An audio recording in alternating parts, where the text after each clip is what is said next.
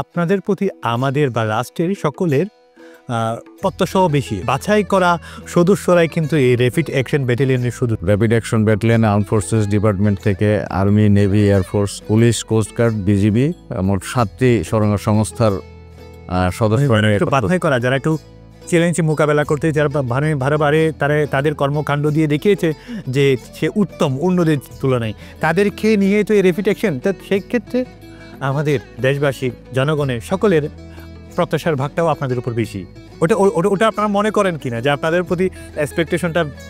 হ্যাঁ, এই এক্সপেকটেশনটা বেশি এবং এটা আমরা মনে করার থেকে কাজ করার ক্ষেত্রে আমরা অনুভব করছি। এটা স্ট্রংলি আমরা ফিল করি যে হ্যাঁ, সবার প্রত্যাশাই বেশি।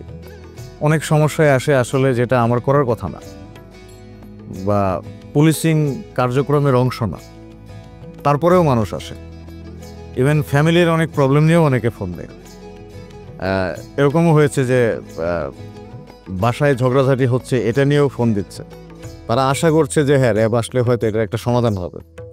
তো এই ধরনের কাজগুলো আমাদের আবার কাজের উপর একটু প্রেশার বেশি করে দেয়। আপনাদের গ্রহণযোগ্যতা বৃদ্ধি হচ্ছে বলে আপনাদের এই যে পারিবারিক বিষয়গুলো, যেগুলো আপনারা মাথা না দিলে, আপনারা না দেখলেও হয়, সেগুলো নিয়ে এখন চিন্তা ভাবনা করতে হয়। অনেক সময় দেখা যায় আসলে এটা কি আপনাদের জনপ্রিয়তা, গ্রহণযোগ্যতা বৃদ্ধির কারণেই তো হচ্ছে এরকমটা, মানে আপনাদের সাকসেস দেখেই তো আপনার এই কথাগুলো চলে আসে।